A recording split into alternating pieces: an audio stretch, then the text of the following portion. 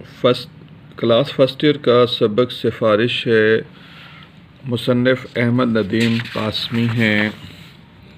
ये इबारत आप देखेंगे, मैं दिन भर घर से गायब रहा और फ़ी का दिन भर मेरे घर के चक्कर काटता रहा। शाम को उसने मुझे बताया कि जब्बार साहब बैठे तो हैं पर कोई अंदर नहीं जाने देता। कहते हैं बारी साहब मेरी बारी आती नहीं, घुटना पाजामे में से झांक रहा हो तो बारी कैसे आए बाबूजी। सियाक व सबाक है ये अफसाना इफ़ाए अहद का सबक देता है। फ़ी के कोचवान के बाप की आँखें नीम हकीम के सुरमे से ज़ाय होना, बाबूजी से हस्पताल में दाखिले और इलाज के लिए इल्तजा करना, सिफारिश पर आमादगी और बेपरवाही बरतना आम वाक़यात हैं। मुसन्निफ़ के मुताबिक फ़ी का बार बार बाबूजी से रब्ता करता रहा और वो झूठ बोलते रहे। फ़ी के बाप का कोट लखपत हस्पताल मुंतकिल होना, दोबारा ऑपरेशन के बाद बीनाई बहाल होना, फ़ीके का यह समझना कि सब कुछ बाबूजी की सिफारिश पर हुआ है, उसका शुक्रिया अदा करने के लिए बाबूजी के दरवाज़े पे आना और बाबूजी का हकीकत अया न कर सकना बड़ा ही दिलचस्प सबक आमोज़ है। यह अफसाना हमारे अखलाकी और समाजी रवैयों पर पड़ी मुनाफ़क़त की गर्द को साफ़ करने का प्याम देता है। तशरीह तलब इबारत सबक के दरमियानी हिस्से से ली गई है। इबारत की तशरीह तलब इबारत में अफसाने के मरकज़ी किरदार फ़ी के कोचवान की गुर्बत का हाल कलमबंद किया गया है। उसके बाप सदीक़ कोचवान की आँख नीम हकीम के सुरमे से ख़राब हो गई। वो बाबूजी से मिला ताकि इलाज के लिए सिफारिश की जाए।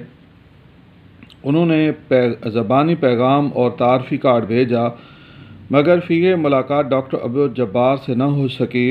इसके बाद फ़ीके ने बाबूजी को मुलाकात न हो सकने का हाल सुनाया। मैं दिन भर घर से गायब रहा और फ़ीका दिन भर मेरे घर के चक्कर काटता रहा। ये बाबूजी के जुमले हैं जब उन्होंने फ़ीके को अपना तारफ़ी कार्ड देकर डॉक्टर साहब के पास भेजा तो वो उसे यूँ लेकर चला जैसे दुनिया जहाँ की दौलत समेटे जा रहा हो। मगर इससे भी मसीहाई न हुई तो बेचारा बार बार बाबूजी के घर के चक्कर काटता रहा। यूँ दिन भर दोनों की मुलाकात न हो सकी। फ़ीके की बेचैनी काबिल फ़हम है कि वह अपने बाप के इलाज के लिए परेशान था। बकौल शायर फिरे राह से वो यहाँ आते आते, अजल मर रही तू कहाँ आते आते। शाम को बाबूजी घर वापस आए तो फ़ीका बयान पहुँचा। उसने उन्हें बताया कि मैं हस्पताल गया था। डॉक्टर अब्दुल जब्बार साहब हस्पताल में अपने कमरे में बैठे तो हैं मगर किसी ने मुलाकात न होने दी। उसने बड़ी कोशिश की किसी तरह डॉक्टर साहब से मुलाकात हो जाए, वो मुतल्लिका डॉक्टरों और हस्पताल के अमले से कह दें और फ़ीके के बाप का दुरुस्त इलाज हो जाए। लेकिन गुर्बत के बायस डॉक्टर जब्बार से मुलाकात न हो सकी। फ़ीके ने बाबूजी को मज़ीद बताया कि डॉक्टर साहब के कमरे के बाहर खड़े हुए मुलाजिम कहते हैं कि बारी से आओ और मेरी बारी आती नहीं, घुटना पाजामे से झांक रहा हो तो बारी कैसे आए बाबूजी। फटा पुराना लिबास होने की वजह से फ़ीके को डॉक्टर साहब तक किसी ने ना पहुंचने दिया। लोगों की नज़र आम तौर पर लिबास पर ही होती है। जिनके अमीराना अंदाज हों उनके लिए कोई रुकावट नहीं होती, जिनकी वज़ाक़ता गरीबों वाली हो उसे कोई पूछता ही नहीं। बकौल शायर दुनिया में ले के शाह से ए यार ता फ़कीर, खालिक न मुफलिसी में किसी को करे असीर।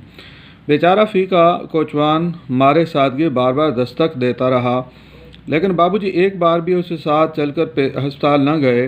हाय री गुर्बत, अगर यही फरमाइश किसी अमीर दोस्त की होती बाबूजी फ़ौरन पहुँचते, डॉक्टर से मिलते, मसला हल कराते। गरीब कोचवान की कौन सुनता। सिफारिश करने वाले के जुमले भी गैर मौसर थे। फ़ीके में बावजह गुर्बत खुद एतमादी न थी, पुराना लिबास भी गुर्बत का इजहार कर रहा था। अस्पतालों में इलाज के लिए सिफारिश की ज़रूरत एक अलमनाक सूरत हाल है। हुक्म इलाही है, जिसने एक इंसान की ज़िंदगी बचाई गोया उसने पूरी इंसानियत को बचाया, मगर इस पर कोई तवज्जो नहीं देता। सिफारिश के लिए बाबूजी का कुछ न करना हमारे उमरा की आम रविश है जो काबिल मज़म्मत और इस्लाह तलब है।